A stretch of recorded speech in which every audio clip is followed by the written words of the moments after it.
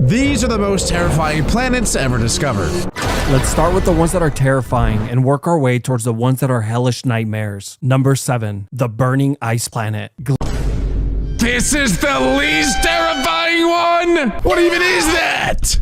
Planets you will ever hear about. A hot Neptune gas giant that orbits very close to its star and is about 4 times Earth's radius. But let's talk about what makes this planet so terrifying. It is believed that the planet's entire surface is covered in extremely hot ice, capable of reaching temperatures above 800 degrees Fahrenheit. Hot ice. Hot ice that is hot. Ice that is hot. Okay, yep, no, I'm not in, this is freaking me out. I don't like it anymore. Now, I know that sounds confusing and makes no sense, but don't worry. Lucky for you guys, I know how to read. So let me break this down a bit further. This bizarre superheated ice is formed by the planet's immense atmospheric pressure, not by cold. But instead of me just rambling off facts and telling you about these terrifying planets, let's make this a bit more fun. I will be placing you on each of these planets so we can see exactly what would happen to a human under these extreme conditions. Let's begin. I'm all right. Can I actually veto that? Am I allowed to not see what happens? He said it's due to a lot of pressure though, so I don't even think that we would freeze. I think we would just get squished by the pressure. That's my guess. We're now in a modern spaceship and are just about to enter Gliese 436b's atmosphere. A terrible decision. Instantly, the spaceship begins to overheat and its structural components start to deform, thanks to the planet's atmosphere being primarily made of heated helium and hydrogen. Around the 30-second mark, things can go one of 2 ways. The ship could be crushed from the increasing pressure, or the entire ship could vaporize from the blazing heat. I'll take option 1, I guess. I'm not sure. We need a third option. Those 2 are unacceptable. Congratulations. You survived anywhere from 30 to 90 seconds. But for the sake of the video, let's say you were in an indestructible spacecraft and managed to safely land on the planet's icy surface. What would you experience then? As you step out of the ship, all the moisture in your body instantly flash boils, then vaporizes, leaving you dead within a couple of seconds. Let's try that again, but this time you're wearing an indestructible spacesuit. As you step out of the ship, you see the glowing ice-covered surface, and you feel the spacesuit vibrate from the high winds.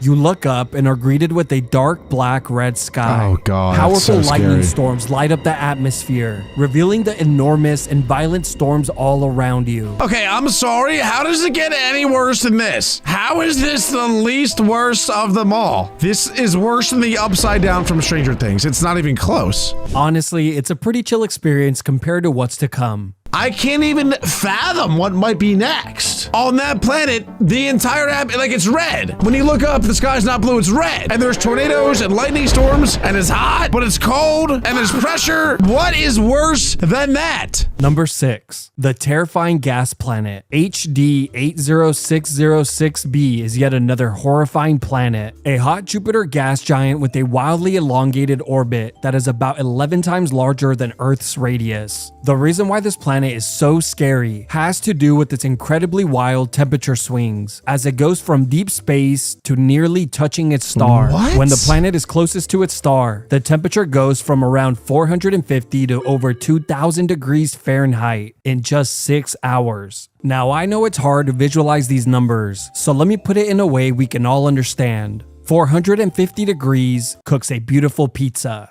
while 2000 degrees cooks a terrible pizza. Actually a great way to think of it. I never put things in terms of pizzas. I'm gonna start using pizzas as my reference for my metaphors moving forward. But let the simulation begin. You are back in a modern-day spaceship and are about to enter the planet's atmosphere. Of course, you will be entering the planet at its hottest. As you enter, the ship's speed instantly begins to accelerate at incredible speeds thanks to the planet's gravitational pull. Within seconds, the outside of the ship's temperature rises over 7,000 degrees, which begins to erode the craft's heat shield. Around the 30-second mark, you begin to descend past violent storms, high winds, and violent jet streams as pieces of your ship melt and vaporize. Around 60 seconds, the hull begins to deform and eventually implode due to the ever-increasing atmospheric pressure, which means you have imploded as well. Congratulations, you survived an entire minute, a new personal best. Yeah, wait, that's better than the last one. There, all right, I'd rather live there. I get an extra like 30 seconds, and you can do a lot in 30 seconds. Let's try that again, but this time you invested in Bitcoin at 10 cents and were able to purchase an indestructible spacecraft. So what would happen if you were to step out of the ship at the planet's buoyancy point wearing no protective gear? In less than a millisecond after the hatch opens, you would be crushed to a pulp, then completely vaporized into the metallic ocean.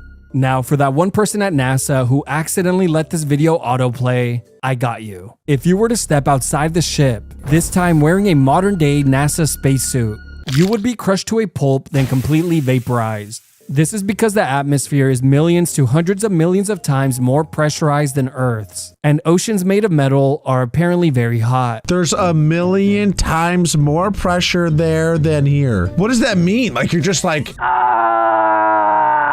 you know what I'm saying? Like what does that much pressure mean? The most pressure I've ever had in my life was in the 2nd grade when I auditioned for the lead role of our Play. And in that moment, I crumbled. I peed my pants, and I was wearing gray sweatpants. I'll never forget it. And I ran to the nurse's office in the middle of my audition. If we're talking that amount of pressure is what this planet is, I'm cooked. But this time you're wearing an indestructible and highly advanced spacesuit. What would you experience then? As you exit the spaceship, you instantly lose sight of it in the hazy, glowing, infinite ocean. You no longer know up from down as you float suspended in the endless abyss. So he said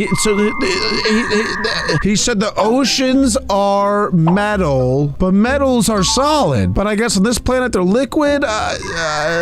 What? Nowhere, electrical currents trickle around you. Oh, Jesus. Giving off light, if only for a second. An absolute nightmare. Permanently stuck playing an ocean level. I mean, this one has a dragon in it. I see a dragon right there. All right, that can't be real. What is this one? Disappearing planet. Koros 7b is one of the hottest rocky planets ever discovered. A rocky super Earth, approximately 70% larger in radius than Earth. Now, what makes this planet so terrifying is its extreme proximity to its star, as it is 60 times closer to its sun than Earth is. It is also tidally locked, meaning that the same side is always facing its star, creating a lava ocean on one side and a dark rocky oven inferno on the other. The planet reaches temperatures up to 3,600 degrees Fahrenheit, which is so hot that its rocky surface is literally evaporating into space, slowly shrinking the planet. Here's what would happen if you were to enter the planet's atmosphere with this state-of-the-art spacecraft.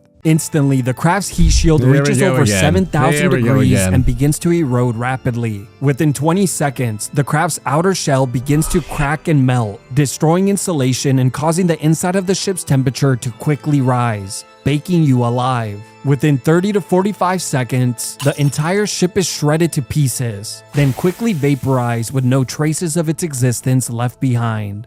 But let's say you were in an indestructible ship and managed to land on the planet's surface. What would happen then? As the hatch opens, your eyes, skin, and organs would vaporize in seconds before you ever felt a thing.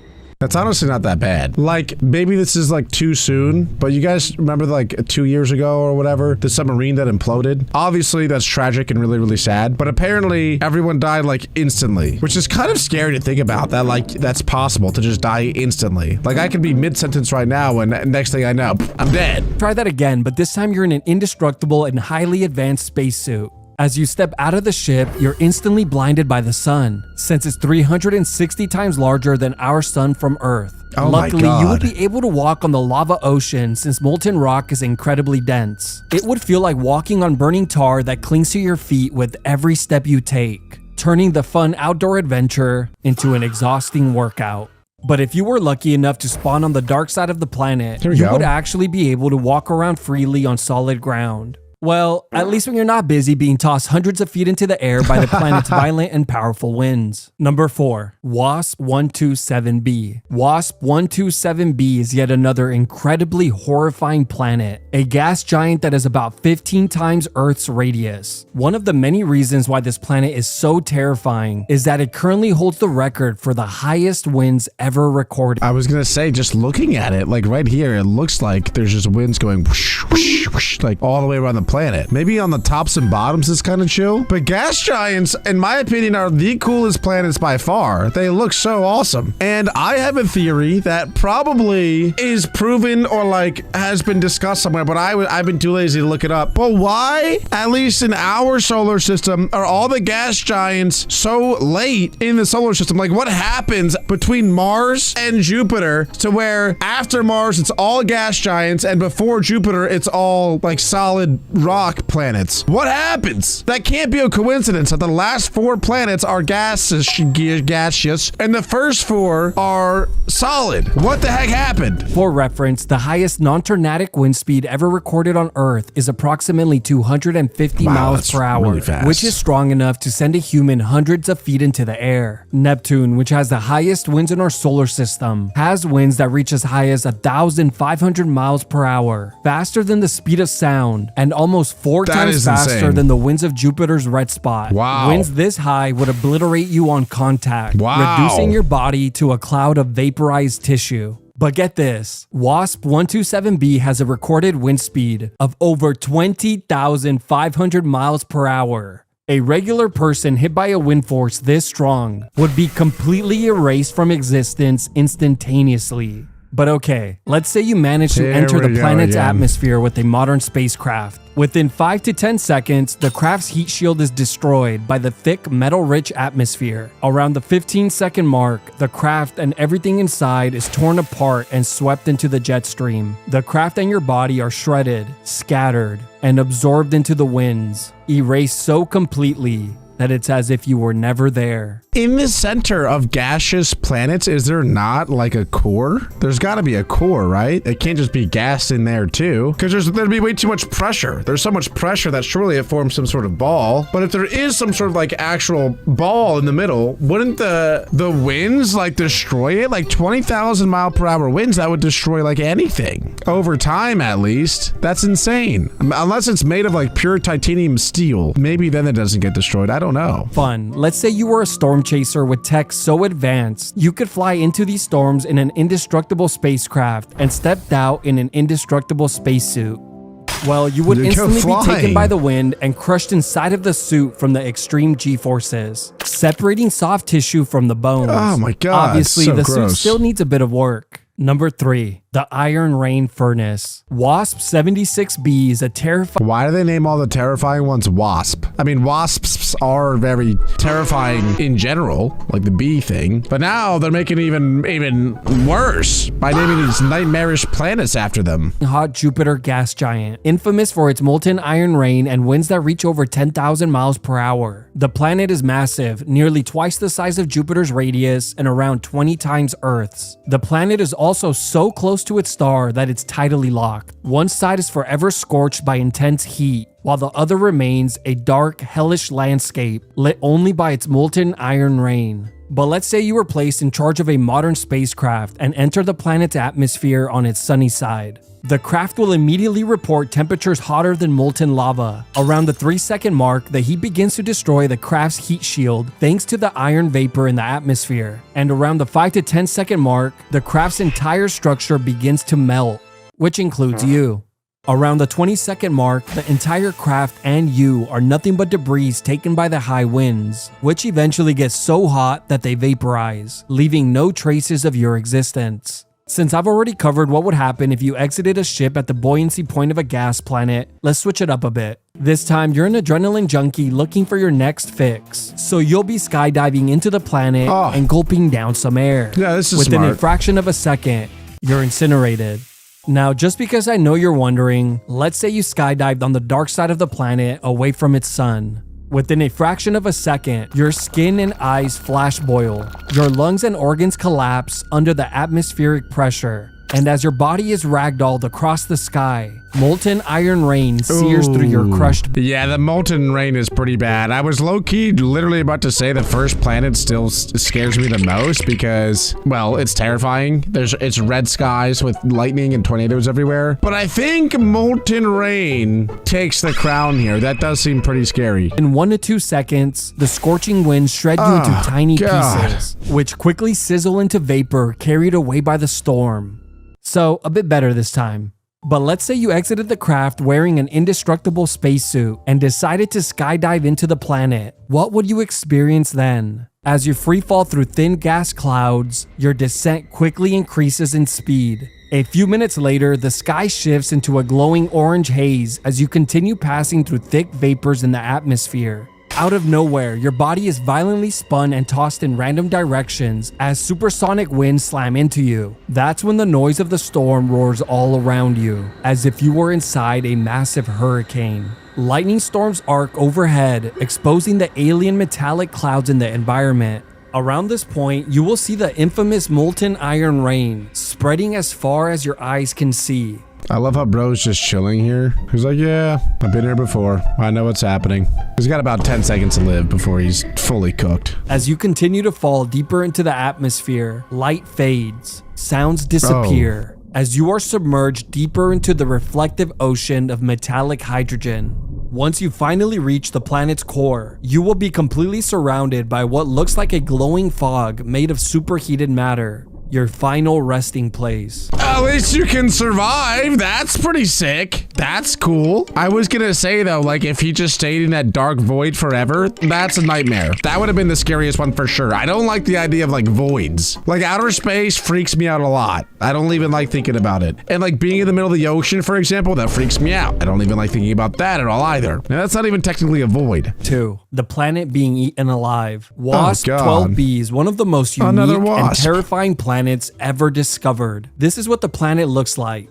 Disgusting. The reason it looks so ugly and deformed is that it's currently in a death spiral with its star, slowly being eaten alive. A visible trail of gas can be seen feeding the nearby star. Its close proximity to its star also means it's tidally locked, so one side is forever scorched with radiation and heat, while the other This is is getting forever sucked. scorched with radiation and heat, but also completely dark. The planet is a hot Jupiter gas giant that is almost twice the radius of Jupiter and nearly 22 times Earth's. But let's get to the good stuff. Let's say you were to enter the planet's atmosphere on the ugly deformed side. Well, surprisingly, you would still be pulled towards the planet rather than the star, since at this range the planet's gravitational pull is much stronger. The moment you enter, the craft's heat shield begins to glow from the intense heat, and the temperature inside quickly begins to skyrocket as well. Around the 5 to 20 second mark, winds as high as 1,000 miles per hour slam into the craft,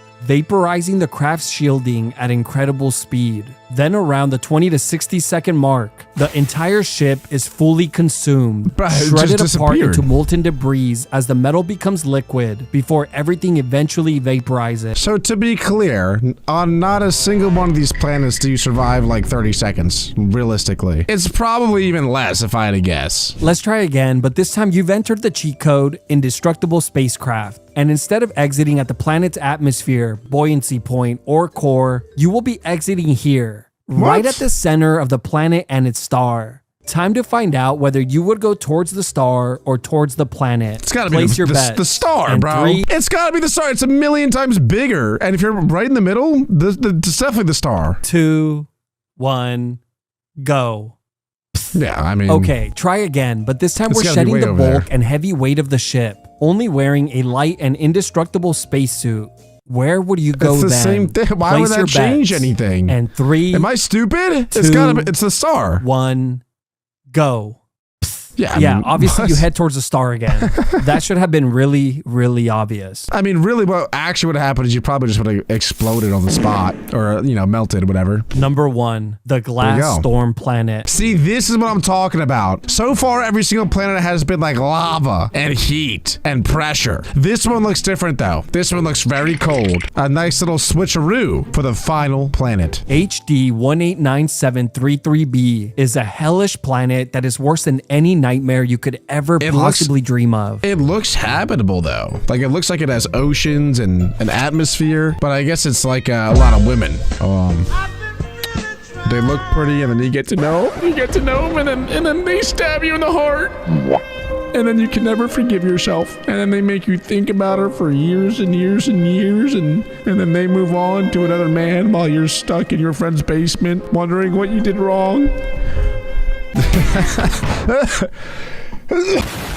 I'm just kidding, guys. That's not me, totally. Planet is enormous, around 15 times Earth's radius. From the outside looking in, it appears to be a larger version of Earth, covered with beautiful tropical beaches. But I guess it's time to find out what would happen if you were to enter this planet's atmosphere. You are back in a modern-day spacecraft and have just entered what you thought was a vacation getaway. Instantly, the ship begins to glow due to the high heat of the atmosphere, a great sign that you picked the right day to go to the beach. Around the 5-second mark, the craft's heat shield begins to warp, melt, and vaporize. 10 seconds in, supersonic winds slam into the craft as molten glass particles in the atmosphere shred the craft to tiny pieces. Within 20 to 30 seconds, the tiny pieces of the craft and you are completely vaporized and carried away by the wind. It turns out that the planet isn't a giant ocean of water. It's almost entirely made up of scorching hot hydrogen and helium, reaches a whopping 2,200 degrees Fahrenheit, has stronger winds than Neptune, and even rains molten glass sideways. That's just so rude. That's so rude. It's so inviting. It's like, look at me. I'm a nice big blue ocean. I'm safe. I have life. And then like once you get close and near and dear to it, you're dead. It's too late. Can't turn around. Your entire life is literally over. GG. Making it a horrible planet to vacation to. So you're probably wondering, why the hell is the planet blue if it wasn't meant to have any visitors? Well, that's because the planet's atmosphere contains tiny particles of glass, which are great at scattering blue light, making it the worst scam in the known universe. And another reason why it deserves the #1 spot. And yes, just like all gas planets, the simulation always ends the same. Instant vaporization anywhere on the planet, followed by suspended in the dark metallic oceans. Now that we've seen the scariest planets in the universe, let's check out the scariest places in the entire universe. The Boetes Void is one of the most mysterious and terrifying places in the known universe. Discovered in 1981 by astronomer Robert Kishner and his team during a redshift survey of the galaxies, the Boetes Void is an enormous region of space that is almost entirely empty. Located in the constellation of Boetes, it lies approximately 700 million light-years away from Earth. What makes the Boetes Void so unsettling is its enormous scale and emptiness. Spanning roughly 330 million light-years in diameter, it is one of the largest known voids in the universe. Wait, but I don't know if this is actually what it looks like, but as you can see, like when the stars in the background go behind it, they disappear. That makes me feel like it's a giant black cloud. But I don't know, maybe that's just something messed up with the graphic. If the Milky Way galaxy were placed inside it, it would be alone, with no other galaxies visible for hundreds of millions of light-years in every direction. In total, the void contains far fewer galaxies than expected. Only about 60 have been found inside, compared to the thousands that should occupy a region of that size. The emptiness of the Boetes Void challenges our understanding of the large-scale structure of the cosmos. Dude, it looks like a cloud, though. Like, is it not just a giant ball of gas, or is there really truly a void of nothingness? I don't even want to think about what that means. It's often called the Great Nothing,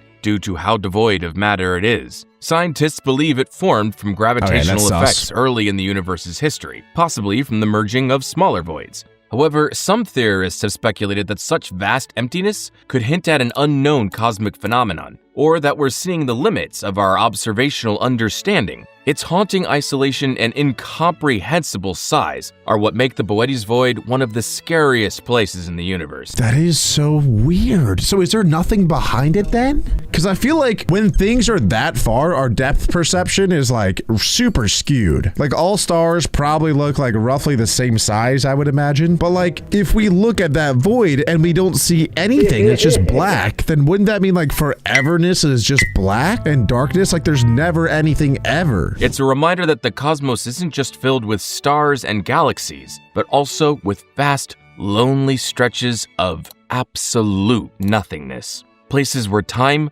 and light seem to vanish into silence. The Eridanus supervoid is one of the most eerie and mysterious structures in the known universe. First identified in 2004 through observation of the Cosmic Microwave Background, CMB, the afterglow of the Big Bang, astronomers noticed a strange cold spot in the sky in the direction of the constellation Eridanus. Further investigation revealed that this region is not just cold, but also vastly underpopulated with galaxies, forming what's now known as the Eridanus supervoid. So the image that they show in the top left there, that looks like a black hole to me. And I'm no expert, so I feel like all of my theories will hold no weight to them at all. But what if it's just a super giant, insanely massive black hole that's just been sucking and sucking and sucking for billions of years? And now when we look at it, we're like, okay, there's nothing there, it's a void. But no, in reality, it's a super massive black hole that we think is void because there's no light coming from it, but that is because it's a black hole. Is that a stupid theory? I don't know. Located about 1.3 billion light years away, this massive cosmic void spans roughly looks like a 1 black billion hole. light years across. One way to tell like a black hole is the matter around it, like if it's getting distorted, which this clearly is. Am I stupid for thinking that's just a giant black hole? Making it one of the largest known voids in the universe. It is characterized by an extreme lack of galaxies, stars, and matter. In comparison to other voids which are common in the large-scale structure of the cosmos, the Eridanus supervoid stands out due to its immense size in connection to the unusually cold region of the CMB. Some scientists believe it may explain the so-called cold spot in the CMB, but even that explanation is controversial. Others have speculated more wildly that it could be evidence of a collision with another universe, or a sign of physics beyond our current understanding. Its enormous scale and isolation stir existential dread, reminding us how little we truly understand about the universe. Cosmos filled with matter, energy, and vibrant galaxies, the Eridanus supervoid is a silent and unsettling exception. A lonely expanse where even light seems to dim and vanish. It's one of the scariest places in the universe precisely because we don't fully know why it exists at all. The Great Attractor is one of the most mysterious and unsettling phenomenon in the observable universe. It was first discovered in the 1970s and 1980s when astronomers noticed that our galaxy, the Milky Way, along with hundreds of thousands of other galaxies, were being pulled towards a specific region of space at immense speeds, roughly 600 kilometers per second. But what was doing the pulling remained hidden. We just moved 2,400 kilometers. I think I have heard of this theory before, but it's essentially just like everything in the universe is like moving in one direction. Obscured by the dense stars and dust of our own galaxy in an area called the Zone of Avoidance. The Great Attractor lies about 150 to 250 million light years That's not a real picture, away right? in the direction of the constellation Norma, near the center of the Laniakea supercluster, which includes the Milky Way. Despite its massive influence, it cannot be directly observed with visible light, adding to its eerie allure. It appears to be a gravitational anomaly, an unseen mass exerting a powerful gravitational pull on everything in the region. What makes the Great Attractor so terrifying is not just its invisibility, but also what it implies, that there are massive structures in the universe that we cannot see or fully understand. I just got the chills, bro. I hate that. I actually don't really want to think about it. Yet they shape the motion of entire galaxies. Later research suggests the Norma cluster, a massive collection of galaxies, is a major component of it. But the full extent of what's behind the Great Attractor's pull remains unknown. Even more unsettling, some scientists believe the Great Attractor may itself be moving toward an even more massive structure Oh my called the God. Shapley supercluster. Are you kidding With that me? being said, the Great Attractor is a reminder that the universe is not only vast and violent, but also filled with unseen forces that tug at everything, including us, drawing entire galaxies into the unknown. The event horizon of a black hole is one of the most terrifying frontiers in the universe, a cosmic point of no return. The concept was first developed in the early 20th century following Albert Einstein's theory of general relativity. Now, I'm pretty sure that a lot of the things that are said about black holes are pure speculation. I'm not even sure that all scientists even agree that black holes exist. I don't have an opinion. I don't really know. I just know I've read like so many different theories of what a black hole is. A lot of people think it's a wormhole, for example. There's scientists, like I said, who don't even believe that they're real, but apparently they like destroy any idea of what we know of physics to even be. And later refined by physicists like Carl Schwarzschild, That guy looks who awesome. mathematically described the radius around a black hole where nothing can escape, not even light. The event horizon isn't a physical surface, but a boundary in space. Once something crosses this invisible line, it is inevitably pulled towards the black hole's center or singularity by immense gravitational forces. No single object can escape past this threshold, meaning anything that falls in is lost to the observable universe forever. Event horizons exist around all black holes, whether they are stellar mass black holes scattered throughout the galaxy or supermassive black holes. From the outside of them, time appears to stop at the edge. From the inside, space and time distort beyond comprehension. An Allegedly. object falling in would be stretched by spaghettification. Allegedly. This is all theory. This is all theoretical. I'm not saying it's not true. I'm just saying that there's a bunch of other theories out there. I'm no professional. Never heed my advice in anything that I say ever. Pulled apart by tidal forces as it heads towards the singularity. We've never observed an event horizon directly until 2019, when the Event Horizon Telescope captured the shadow of the one in Miser 87, a galaxy 53 million light-years away. The event horizon symbolizes the edge of known physics, a boundary where our understanding breaks down. It's a reminder that the universe harbors places where even light, information, and the laws of nature themselves are erased. I'm so dumb that I don't even understand. Like, I don't get how light travels through space. Is that like a crazy thing to say or no? Because like, there's nothing in space. Black hole, known as the Singularity, is arguably the most terrifying and mysterious place in the entire universe. While the concept of black holes was first predicted by Albert Einstein's general theory of relativity in 1915, the singularity itself emerged as a key idea in the 1960s through the work of physicists like Roger Penrose and Stephen Hawking. A singularity is a point where matter is crushed into infinite density, and the laws of physics, as we know them, break down completely.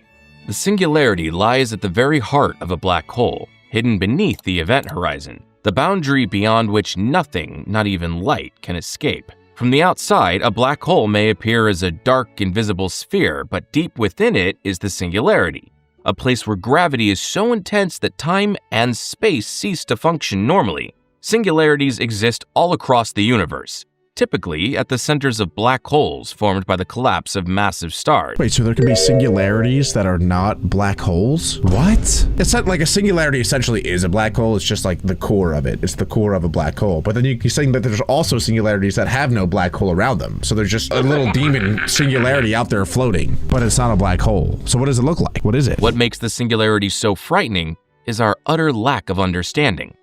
The laws of physics, including general relativity and quantum mechanics, cannot describe what happens at this point of infinite density. Time, space, and matter become meaningless. It's a cosmic mystery that no human, or even light, can ever witness directly. The singularity represents the ultimate unknown, a place where the universe turns inside out, where cause and effect may not apply, and where the very fabric of reality is torn apart. Sagittarius A star. Okay. I'm just gonna start accepting everything that he says and try not to think about it too hard, or else I'm gonna explode and cry. And I do not want to do either. Is one of the most frightening and fascinating locations in the universe. That's It is a picture. supermassive black hole located at the very center of our galaxy, the Milky Way, and lies about 26,000 light-years from Earth in the direction of the Sagittarius constellation. Although the existence of something massive at the center of the galaxy has been suspected for decades, Sagittarius A star was first identified as a strong radio source in 1974 by astronomers Bruce Ballack and Robert Brown. It has a mass equivalent to about 4 million suns, compressed into an area no larger than our solar system.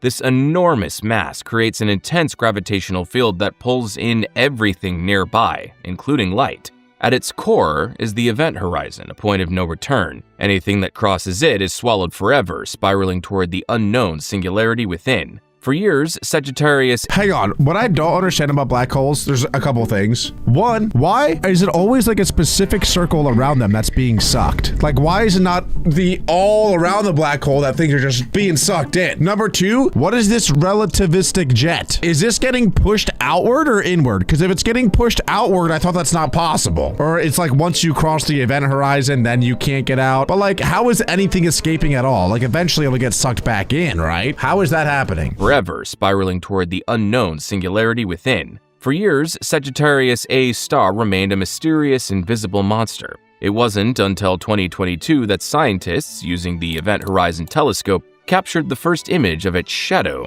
confirming the presence of the supermassive That's a terrible black picture, hole. though. Respectfully, like, I'm pretty sure that we spend trillions of dollars on this sort of stuff. For that? What did it do? I can't be convinced, bro. Like, what am I even looking at? Sagittarius A star especially eerie is that it lurks quietly in the heart of our own galaxy. It's capable of devouring stars, planets, and potentially the entire solar system. Those are like better Fortunately, images. Earth is far enough away to be safe, for now. Sagittarius A star represents the limits of our understanding and the destructive power of gravity. Quasars are among the most powerful and terrifying objects in the universe. I have learned about quasars before, and they're really, really cool. I actually just caught a Pokemon in my Cobblemon Let's Play, and it's a Galaxy Coridon, and so I named it Quasar because it's sick. First discovered in the 1960s, quasars appear to be star-like points of light in the sky, but with one shocking difference. They emitted more energy than entire galaxies.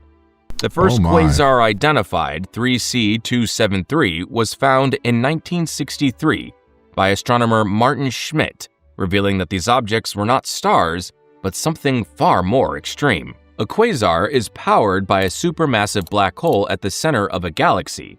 As matter spirals toward the black hole, it heats up to millions of degrees, forming an accretion disk and blasting out enormous jets of energy across the cosmos. Quasars can emit radiation 1,000 times more powerful than the combined light of all the stars in the galaxy they reside in. What, These objects bro? are so bright they can be seen from billions of light years away, making them some of the most distant and ancient things we can observe. That's What makes insane. quasars so terrifying is their violent nature and scale. If one were anywhere near our galaxy, its radiation would strip atmospheres from planets and destroy any possibility of life. The jets they produce can stretch across millions of light years, tearing through interstellar space like cosmic blowtorches. Fortunately, quasars are mostly found in the early universe, meaning most are extremely far away, billions of light years from Earth. I knew quasars were like scary and dangerous, but I hope that this is one of the things that in 100 years, we got it wrong. We were wrong about quasars. They're actually not that bad. I'm hoping. Their existence is a reminder of what happens when gravity, matter, and energy collide on massive scales. Magnetars are some of the most terrifying objects in the universe. I've never heard of that. I think I've heard of almost everything so far, if not everything. Because when I was a kid, I used to love outer space stuff, and then I kind of just grew out of it, I guess. I've never heard of a magnetar, though. What even is that? Looks like a jellyfish. Deadly remnants of stars that possess magnetic fields so powerful they defy imagination. Okay. First theorized in the early 1990s, magnetars were confirmed through the observation of soft gamma repeaters, strange What? bursts of high-energy radiation that didn't fit into known categories. Astronomers realized they were witnessing something far more extreme than a typical neutron star. A magnetar is a type of neutron star formed when a massive star dies in a supernova explosion and its core collapses. What sets magnetars apart is their insane magnetic field, which can be a quadrillion times stronger than the Earth's. So strong that it could Quadrillion? erase your credit card from thousands of kilometers away and tear atoms apart. Their magnetic fields twist and snap like cosmic rubber bands, releasing massive flares of X-rays and gamma rays in an instant. The most terrifying aspect of a magnetar is the destructive power it can unleash. A single flare from a magnetar could fry satellites, damage power grids, and even impact Earth's atmosphere if one were close enough. Fortunately, most known magnetars are located tens of thousands of light years away. One of the closest known magnetars, SGR 1806-20, is about 50,000 light years from Earth.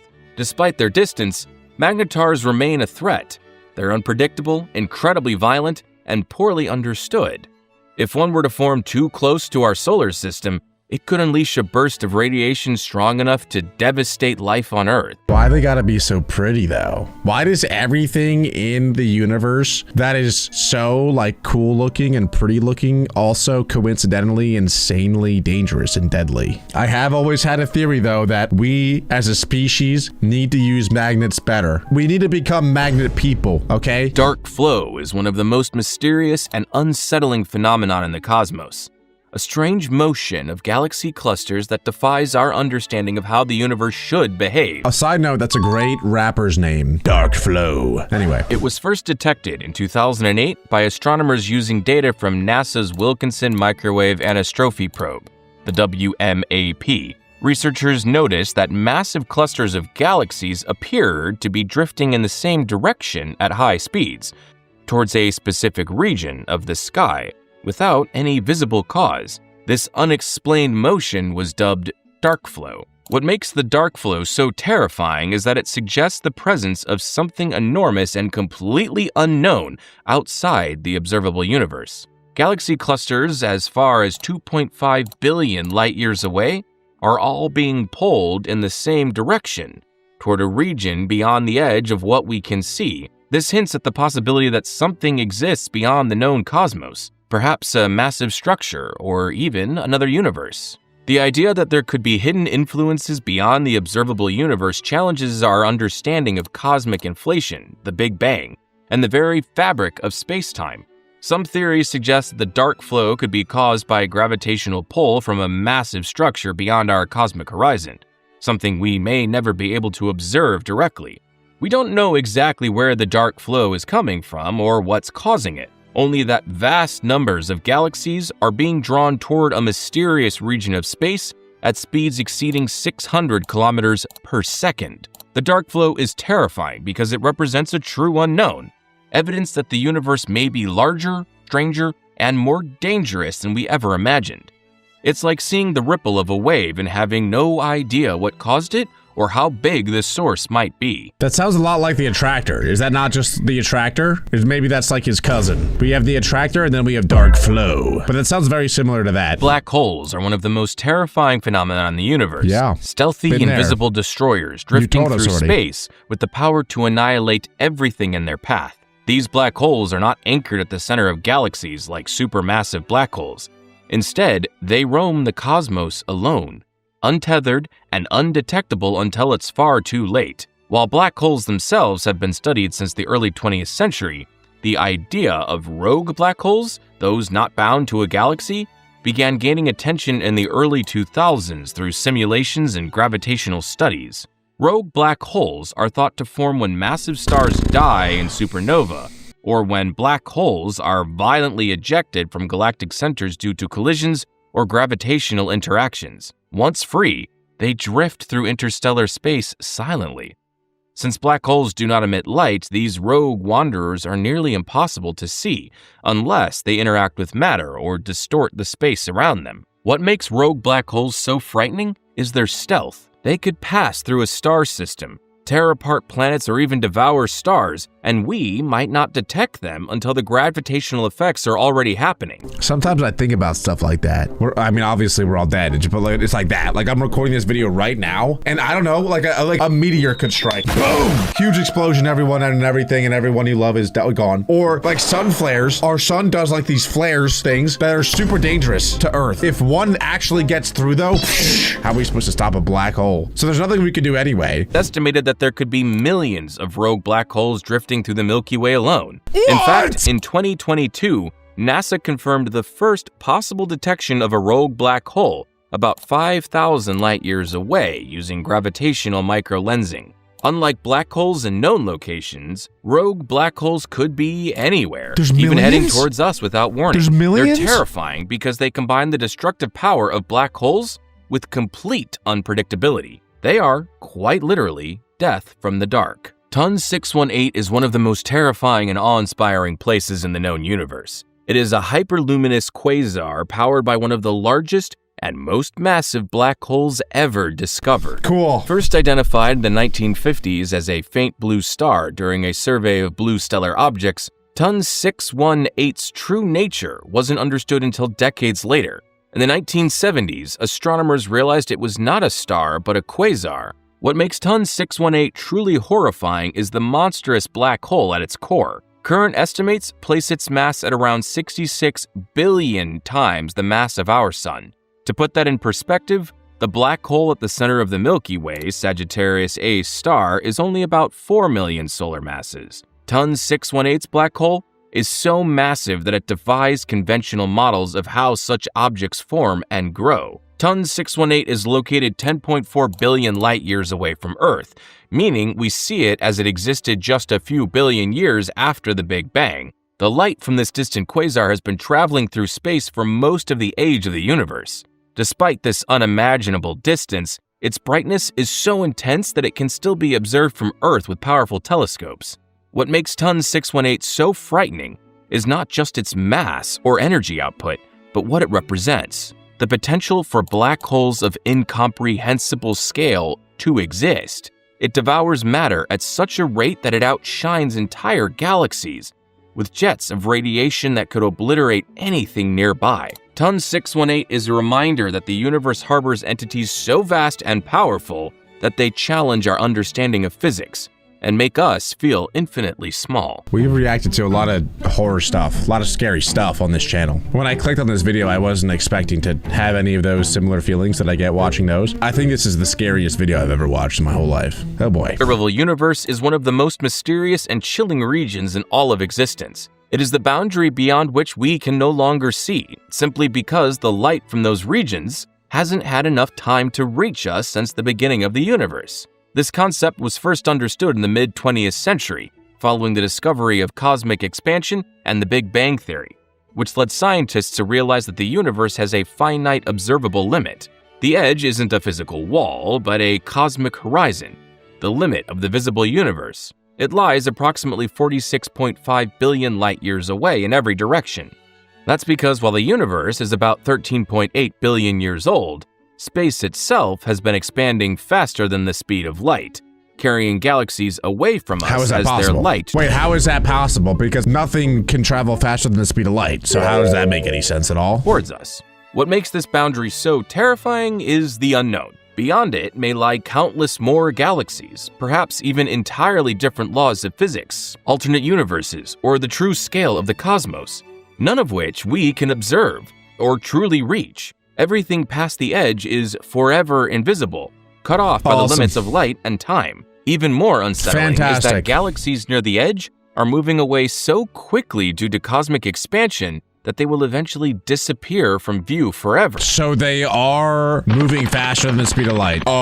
Pretty sure that's not possible, bud. Also, if things are moving away from you, does that mean that we see them in slow-mo? That's a thought. Leaving us in a darkening universe. Over time, the cosmos may become lonelier and colder as light from distant Sounds like me. objects That's fades into relatable. the void. I am the universe. The edge of the observable universe is terrifying because it forces us to confront cosmic isolation, the limits of human perception, and the vast unknown beyond our reach. Space junk. As it turns out, our planet is not the only thing we treat like a giant trash can, since space is slowly becoming a giant landfill as well. There are currently millions of pieces of man-made junk in Earth's orbit, with over 30,000 of them being over 10 centimeters long, or around 4 inches. I'm not understanding how this is scary at all. How would this ever impact my life? Now, the reason why this is so scary is that the number of junk is only growing. But this really shouldn't worry you, since I'm sure we'll eventually get around to cleaning it, which usually only happens when it becomes a big enough problem that our government is forced to do something about it. You see, the growing amounts of space junk are becoming a major problem for space exploration and travel, and NASA has already had to course correct 32 times since 1999 to avoid satellites and space debris. Now, you're Whoa. probably thinking, this is an issue that you will never have to worry about, since you never leave the house, let alone plan on traveling to space. But as it turns out, the space debris might just come to you. There have been many reports of large pieces of metal, spaceships, and satellites landing on people's property and homes. But I'm sure the majority of the pieces go unreported since they most likely land in the ocean. How are we even throwing these things out in the first place? Is there some sort of garbage company that is sponsored by SpaceX and they just take your garbage and shoot it up out there? What is actually falling down? I think that he said like broken satellites and stuff, but why would we not repair them? Like satellites are like millions and millions, maybe billions of dollars to make. There's no way that we just leave them there to die, right? Number 9. Cosmic voids. As we leave Earth's orbit and begin to look further out into the universe, we quickly begin to discover all sorts of terrifying things. But before we get to those, I want to focus on nothing. I literally mean nothing. You see, there are vast spaces in the universe that don't contain anything at all. See, this type of stuff literally keeps me up at night. I don't think I should be watching this video because I'm already terrified of space. This probably happens once a month where I won't sleep for a couple hours because I just can't stop thinking about how small and unimportant we are in the grand scheme of like the universe. Like nothing matters. We are a speck of a speck of a speck of a speck of a speck of a speck of a speck when it comes down to the universe. And the fact that like the universe is infinite, I can't even comprehend it, and that alone scares me to death. No planets, no stars, no moons, no McDonald's, Just void. no asteroids, nothing. These empty spaces are known as cosmic voids, and in some cases they can be hundreds of millions of light years in diameter. This would create a long and lonely space trip for anything that decides to journey across them. Unless, of course, you were blessed with being an introvert, since we are completely immune to this weakness. Now, I know these large numbers are very hard to grasp, so let me just show you what this all looks like. Here's an illustration of the Virgo supercluster, which contains around 100,000 galaxies, including our home, the Milky Way. Now, let's zoom out and take a look at the areas here. These are cosmic voids. This particular one here is called Boötes Void, and is one of the largest voids in the known universe, spanning around 330 million light years wide. For perspective, the entire Milky Way galaxy, which is home to at least 100 billion planets, is 100,000 light years wide. It's not even conceptual. Like those numbers, I get that they're big numbers, but I can't even fathom what that actually means. I understand the concept. It's 330 million light years wide. Okay, so that just means if we're traveling at the speed of light, it takes 330 million years to get to the other side. I understand what that means, but I can't even grasp how big that really is. Like, and that is what's scary to me. Number 8, dead galaxies. Dead galaxies are What? galaxies that have run out of cold hydrogen gas, which is necessary to fuel stars and create new ones. These dead galaxies will be the first to become completely dark and lifeless, leaving behind a cold and lonely cemetery. No, I hate that. Wait, how did we find them though if there's no light? Because isn't the only way we can see something from outer space is if there's light shining from it? Galaxies appear red as they burn through their last remaining energy that they will ever have. Now pretty let's get sad. to the terrifying part. All galaxies, including our own, will eventually run out of energy, and it's hypothesized that the entire universe eventually will as well. A stage that is referred to as the Dark Era, and it's speculated to be the final state of the universe, leaving behind a cold and dark universe where light and energy cease to exist. I heard a theory before that makes a lot of sense to me, is that eventually the entire universe will come all back together because everything has gravity. So eventually, like sure, everything is still expanding right now, but it's going to get to a point where it's expanding, and then eventually it's all going to come back together because of gravity, and then it'll all explode again, and that's like the whole cycle of it. I like that theory. I like that one. Number 7. Planets. NASA estimates that there are at least 100 billion planets in the Milky Way galaxy alone, and over 6 sextillion planets in the observable universe. That's 21 zeros, by the Okay. way.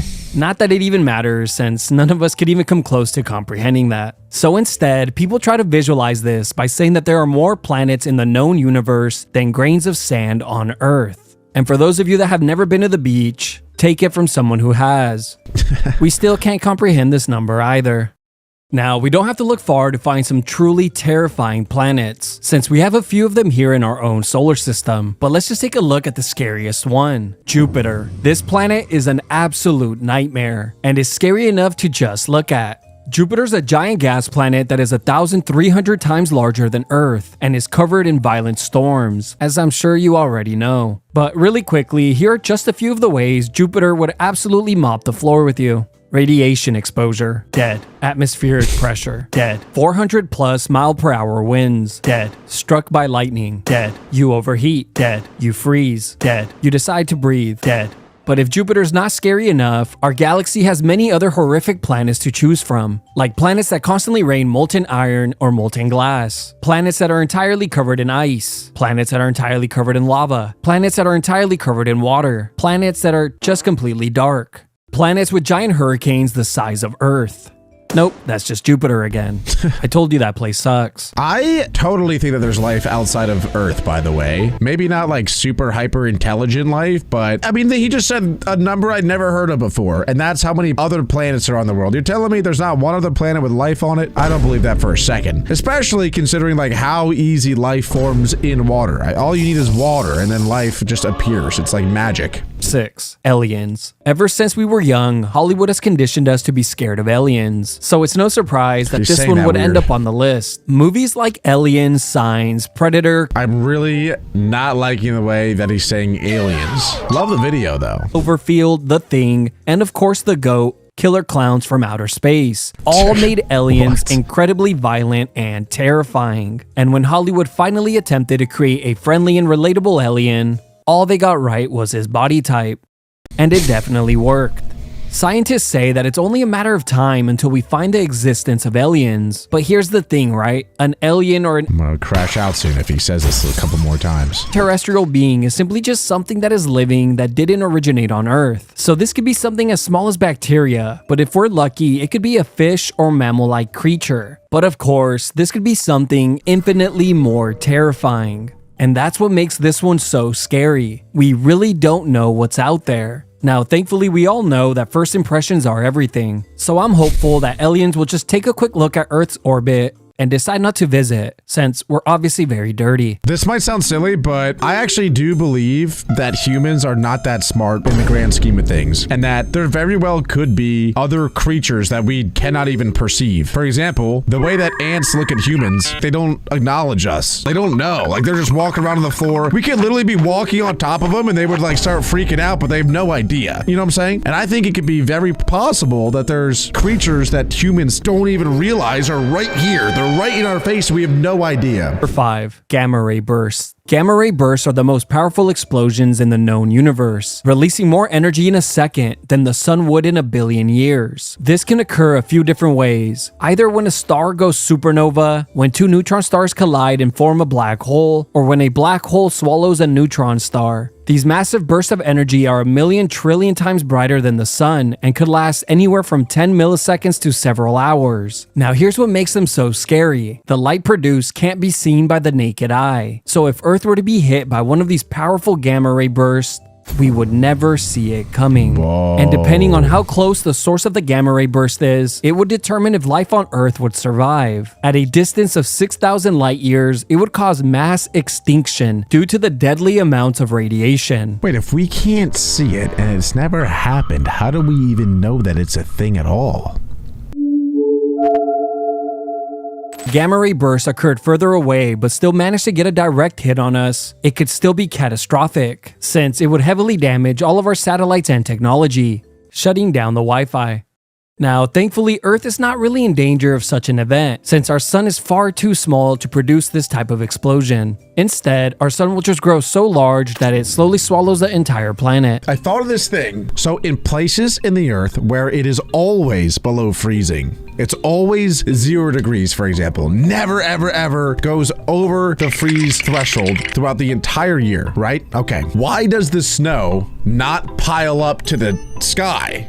To the clouds? I know it sounds silly and it sounds stupid, but like the snow should never melt. How does it go away? And if you're thinking, oh, well, there's the summertime, dummy. Well, places like Antarctica don't even have summer. It's just freezing year round. It's always freezing, always. So why does the snow not pile up to the sky? Where does it go? Sorry for going on that rant, but I figure since we're doing a science-y video, some big brain science people might be watching this and they can help me out and understand that. Colliding galaxies. With billions of galaxies traveling through the universe, some are bound to bump into one another. As a matter of fact, our galaxy will be one of them. The Milky Way is scheduled to crash into our neighboring galaxy, the Andromeda Galaxy. But that collision won't be for another 4 to 5 billion years. Hopefully long after humans have left Earth and populated other planets. But let's talk about what makes colliding galaxies so scary. As the two galaxies begin to get close to one another, their gravitational pull will bring them together.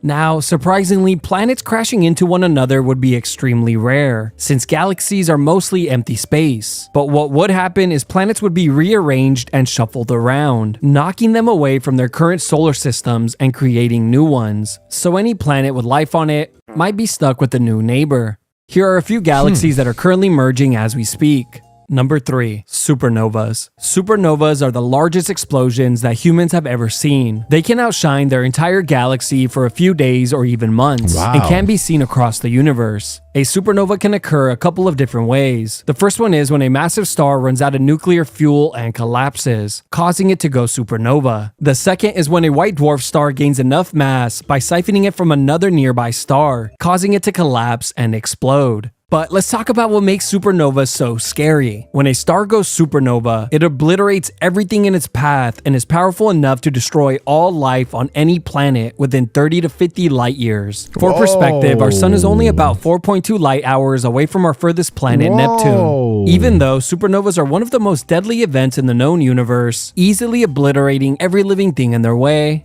at least they make great screensavers. That's crazy. I did not know that. Isn't that how a lot of black holes are formed too? Is by like the collapsing of a star and then it gets so compact that a black hole is born from that? Totally might have made that up. Number 2. Black holes. Black holes are easily one of the most terrifying things in the known universe. It's mostly due to the fact that we don't fully understand how they work. But here's what we do know. There are 2 different types. The first one is called a stellar mass black hole and is roughly 3 to 1,000 times the mass of our sun. These are created when a large star goes supernova and collapses in on itself, creating a black. See, I get a lot of hate. A lot of people tell me, oh, you're stupid, oh, you're dumb, oh, your forehead big, oh, you have red hair, oh, you're Bet you didn't know I knew that. But he is right. Apparently, we still really have no idea what black holes even are. I don't even know if there's good, like, photo proof that they even exist. Some scientists even say that they don't even exist at all. Black holes break a lot of the rules that physicists go by. The second type is a supermassive black hole and can be millions to billions of times the mass of our sun. Also, we have no idea how these black holes are formed. And when I say we, I mean, I couldn't find an answer using Google, got frustrated, and just came to the conclusion that the answer simply doesn't exist. But the most common theory I kept seeing is that a black hole must have swallowed another black hole, making it grow much larger. It's like a Gario. And it's also theorized that in the center of every galaxy is a massive black hole. And that's why it all spirals around together, is because the black hole is in the core of it. And so that's what's like causing the gravitational pull for everything to swirl around it. Anything I have learned while scripting this video, it's that astronomers and astrophysicists never give a simple answer to anything. So them resorting to the classic answer of you eat, you grow is quite comical, since I know firsthand that is not always the case. But with that out of the way, let's talk about what makes black holes so terrifying. Well, for starters, one of these supermassive black holes sits right at the center of our galaxy, gobbling up pieces of the Milky Way as we speak. Another reason why they're so creepy is simply for the fact that they are completely invisible. As I'm sure you know, this is because black holes have a force of gravity so strong that nothing can escape it, not even light. So the only way we can see where they are in the universe is by seeing how they interact with their surroundings. But the biggest reason why black holes are so high on the list is simply because we don't know what would happen if you were to enter one. Are they just wormholes? Or would you just get stretched out like a giant piece of spaghetti? I'm not kidding, that's the most agreed upon theory. They call it spaghettification. Or could it be a portal to an alternate dimension? We really don't know. Either way, all of these are absolutely terrifying. I kind of said that too, like, scientists still have no idea what a black hole actually really is. And some literally don't even think that they exist. We're closer to having 0 answers to everything than all the answers to everything, I think. Number 1, the size of the universe. Hands down, the most terrifying thing about the universe is its size. Just allow me to present my case. Does this image scare you? What about now? Exactly. Let me show you a few more illustrations before I rest my case. For simplicity's sake, let's start at ground level. This is you. You're probably in your room. Your room is in your home. Your home is here on Earth.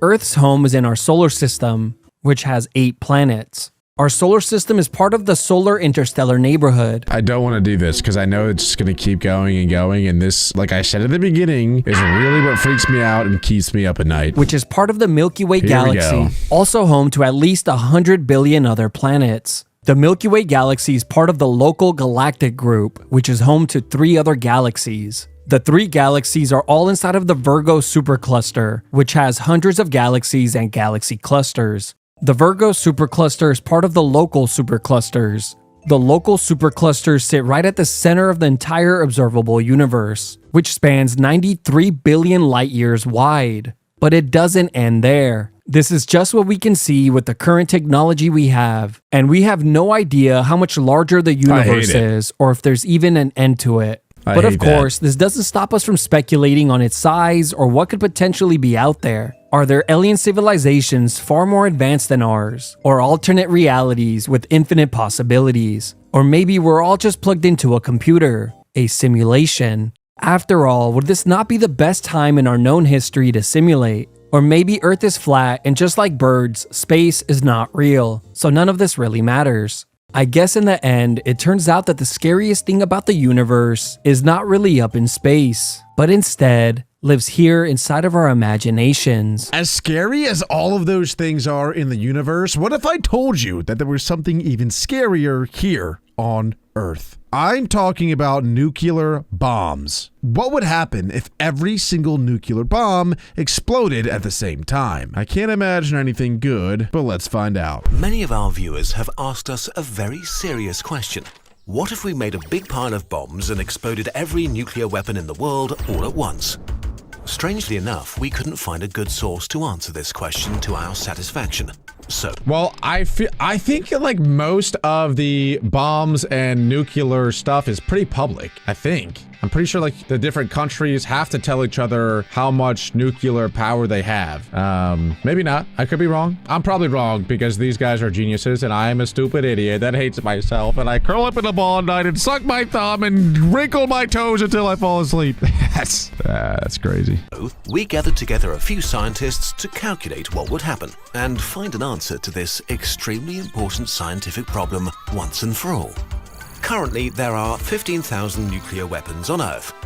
The US and Russia both have around 7,000, while France, China, the UK, Pakistan, India, Israel, and North Korea own around 1,000 between them. Wait, Russia has more nuclear bombs than the US? Hold on! Wait, what? I thought the US was like way far ahead than any other country. You know what's funny though, is I'm pretty sure the US and I would imagine Russia, we tell every other country that they're not allowed to build any nuclear bombs, yet we're the ones with all of them. But like if another country, I don't know, like Iraq, for example, wants to build a nuclear bomb, the US with 7,000 of them says, no, you're not allowed to build that one nuclear bomb. I mean, I guess I get it because, you know, we don't want a nuclear war to happen, but I just find it ironic that we built 7,000 of them and then when other countries try to, we're like, nah, actually, no way, Jose. But how much destructive power is this really? Let's try to put these numbers into perspective. I do have a feeling. So, beep, bop, boop. Sorry, you can't not beep, bop, boop when the beep, bop, boop comes on. But anyway, nuclear bombs, though, I don't know. I don't think that the explosion itself is that devastating. What is devastating is the radioactivity that is produced by it. So, like, the initial explosion might have a radius of like half a mile, which is huge, don't get me wrong. But what really causes catastrophic damage is all of like the chemicals and all the nuclear particles that get spread out for miles and miles, and that is what does crazy damage. On Earth, there are about 4,500 cities or urban areas with at least 100,000 inhabitants. That's a lot. Some are bigger than others, so we'll assume that on average, we need 3 nuclear bombs to completely wipe out one city. This means we could destroy every single city on planet Earth with our nuclear arsenal, killing more than 3 billion people, roughly half of humanity, in an instant. And we'd still have 1,500 nuclear weapons left. Now that's what an expert would call overkill. I'm not gonna lie, I always thought like one nuclear bomb would be able to destroy even like the biggest of cities, but I guess not. I guess on average it would take 3. And also, there's only 3 billion people living in cities. I thought that was gonna be way higher too. That's crazy. So we can say with confidence that we have a lot of nuclear weapons and they can do a lot of damage. But what if we make a huge pile of all 15,000 bombs and they pull all the explode trigger? at once. Let's drop our nuclear pile in the middle of the Amazon rainforest, just to show nature who's boss. Our warheads, piled haphazardly, fit into a small warehouse. A typical US warhead has the power of 200,000 tons of TNT. So 15,000 warheads would be the equivalent of 3 billion Oh tons my of TNT. god. Bro, I feel like if you blew that up, it might not affect like the other side of the earth, but there must be like earthquakes that happen. That might even like shift all of Earth and push it off of its orbit a little bit. I don't know. Dude, that is insane. 3 billion tons of TNT. Bruh. Scale, this is enough to rebuild the whole island of Manhattan with every building and skyscraper using stacks of TNT. The closest thing we can compare to the energy gathered here is a volcano. One of the deadliest volcanic eruptions in recorded history took place in 1883 on the island of Krakatoa. The eruption was so powerful Krakatoa? Who named that? And was like, someone probably stubbed their toe on that volcano and cracked their toe. Krakatoa. Sorry. Apparently, though, volcanoes are actually very dangerous, like the biggest ones. I always thought like, volcano, potato, patata, you know, all the same thing. Because there are some civilizations that live like right next to volcanoes that erupt and it's like not that big a deal. But then there are other volcanoes that are like massive volcanoes that only erupt like once every like 100,000 years. And apparently those could actually change like the entire climate of the earth. And this seems to be one of them. that 70% of the island and the surrounding archipelago was destroyed, killing tens of thousands of people. That's Its effects insane. were felt around the world for days after See? the event. Our nuclear pile contains 15 times the energy of the Krakatoa Oh volcanic my eruption. God. So let's finally push the button. Bro. 3, 2, 1. In a second, a fireball 50 kilometers across vaporizes everything in its way and creates a 50 blast wave that flattens kilometers! 3,000 square kilometers of forest. Every living thing within 250 kilometers will start to burn. The explosion will be heard literally Yo, around the world what? as the pressure wave circles the Earth tens of times over the next few weeks. Millions of tons of incinerated material are catapulted into the atmosphere. The mushroom cloud reaches the outer reaches of the stratosphere, pushing up against space itself. After things have calmed down, a small crater, about 10 kilometers across, is left in the center of the worst wildfires the planet has seen in millennia, spreading throughout South America, burning down forests and cities alike. It actually just looks like a meteor. Like, I know that might sound silly, but that's kind of like the exact same thing as a meteor hitting Earth. It's just one big explosion. I mean, obviously, the meteor is an impact explosion, while that one just explodes. But the crater looks the same. The effects look the same. I guess the only thing that's different is I don't know if... Probably not. When a meteor hits, like, there's no, like, giant smoke cloud, mushroom cloud, like the TNT. That's, like, the only difference, really. And now, the unpleasant part begins. Extremely radioactive material will kill living things very quickly, and a large area several kilometers around the crater is now uninhabitable, as is everywhere for hundreds of kilometers downwind. Much of the fallout is carried high into the atmosphere by the mushroom cloud and carried around the planet. Whoever made this video, Kurzuk Yacht, clearly has a problem with South America. They went right after them. No, I'm kidding. I'm not trying to start any beef. I'm not starting no beef. I'm just saying they picked South America. Amount of radioactive material in the environment doubles worldwide, which still isn't civilization ending, but we may see more cancer for a while. A portion of the particles will float to the edge of That's not that space bad. for years and cause an That's not that bad. All we gotta do is say goodbye to South America, and then it's like, all right, cool, we good. We move on. I'm sorry, if you live in South America, I've never been, but seems alright. a nuclear winter that could lower global temperatures by a few degrees for a few years. This explosion was pretty bad if you're in South America and especially Brazil. Hit it. The Go Amazon ahead, rainforest Jesus. is pretty much history, which is not great. But human life will go on. Okay, but what if we explode more nuclear weapons? Let's suppose humanity decided to mine every bit of uranium on Earth and build as many nuclear bombs as possible. Oh, God. At current usage, it's estimated that there are around 35 million tons of uranium in Earth's crust. I'm assuming is that all that's required to make a nuclear bomb is uranium? I don't even know that. Where's the most uranium in the world? Probably like Uranus. But that's not even in the world. Whatever. That was a stupid comment. Enough to power human civilization for over 2,000 years, or to build millions of nuclear warheads. For the sake of argument, let's say we create a pile with a yield of 10 billion Hiroshima bombs, which makes up a cube 3 kilometers high that contains roughly the energy of the asteroid impact that ended the age of the dinosaurs 65 million years ago. You would be able to see that stack of bombs from Earth, I think. That's ridiculous. That was a ridiculous amount of bombs. Oh my God. And look, he's talking about how it's similar to the asteroid that ended Earth earlier from like 200 million years ago. That's kind of what I said a little bit, in that it's similar to a meteor / asteroid hitting Earth. Except it's also nuclear. It's even worse 3, then. 2, Oh my 1. god. Our pile explodes in a fireball Oh, poor stretching so birdie. high into the sky that it's visible from half of South America, with so much power that the ground just splashes like water, forming a crater Oh 100 my kilometers god. across. The crater is 100 kilometers across. Bro. Bedrock on the scale of whole mountain ranges is vaporized in an instant, while thousands of tons of material Oh, it's is over. catapulted Earth away is done. with such Earth speed is over. that it's ejected into Humans space. dead. Some leaves Earth forever, while most of it comes raining down as hot, burning debris that heats up the atmosphere to oven-like temperatures, killing GG. most big animals GG. and causing firestorms all GG, over elephant. the world.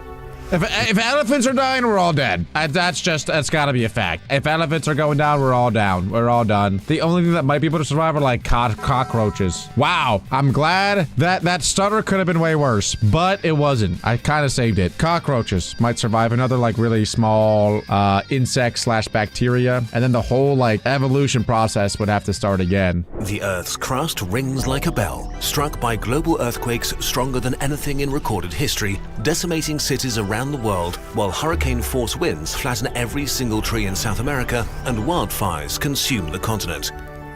The abundance of hydrocarbons in the Amazon burned to form ash are cast into the atmosphere, darting the sky and keeping sunlight from reaching the surface, dropping temperatures to near freezing worldwide. The ensuing global winter may last for decades and results Oh in the my extinction God. of every large animal species, humans included. Yeah, I mean, that was like the biggest reason that the asteroid impact from forever ago eliminated all the dinosaurs and such, was not necessarily because of the impact itself, but because of the cloud that covered the entire Earth. So like no sunlight came in, which made the Earth very cold, which made it very difficult for plants to grow because there was no sun, so they couldn't get any photosynthesis. And so thus then a lot of things starved to death. We could also mention that every corner of the planet is covered with radioactive fallout, but at this point, it doesn't matter that much anymore. Oh, This is Aha, humanity's cockroaches. extinction event. I called that. The astronauts aboard the International Space Station get to enjoy a great view for a while, but it's not unlikely that the spray of rocks blast into orbit will destroy the station. GG. Those lucky enough to be in bunkers or in submarines deep below the ocean surface may survive the longest before they exhaust their food supplies and have to venture out for more. Oh yeah, would all fish be all right? Or like deep sea fish surely would be okay, right? I think that they'd be fine. They'll find the world a charred, freezing, radioactive wasteland. The planet itself doesn't care at all. After just a few million years, the wounds of the explosions have healed Wow. and life is thriving, arguably even more so than when humans were around. If intelligent life emerges again, it might be able to work out what happened.